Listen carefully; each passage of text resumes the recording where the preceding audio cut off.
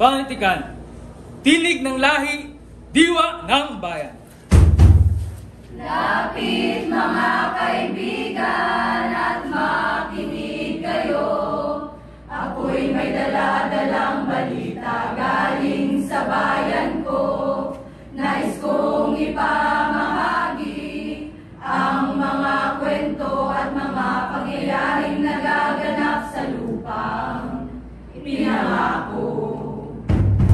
Sa simula pa lamang ng ating kasaysayan, may tinig ng umaawit sa bawat tahanan.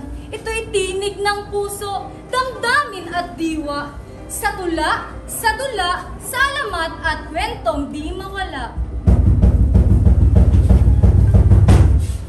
Ikaw ang panitikan, kaluluwan ng bayan, salamin ng kultura, tagapag-ingat ng kasaysayan. Salamin ng kultura, tagapag-ingat ng kasaysayan. Kasaysayan, kasaysayan, kasaysayan. Sa bugtong, sa salawikain, sa kwento ng matatanda, Nabubuhay ang aral, ang bait at pag-asa.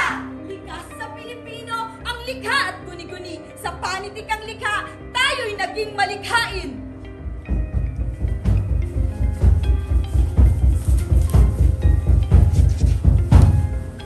Panitikan ni Sandata, laban sa pagkalipin. Tinig ng mga bayaning, Di kailanman pipig. Kasaysayan at tapang ng tibay ng dangal. Sa tula't nobela, muling nabubuhay ang mahal. Si Balagtas, si Rizal, si Lope kay Santos. kanilang panulat ginito ang sining at talas. Tinig ng panitikan, daing ng masakapit.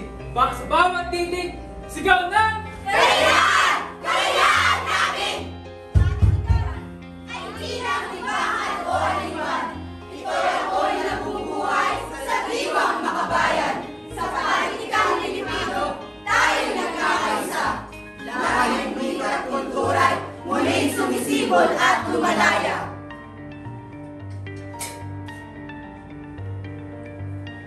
Panitikan, ikaw ang ating ilaw at daan. Sa dilim ng paglimot, ikaw ang tandang bayan.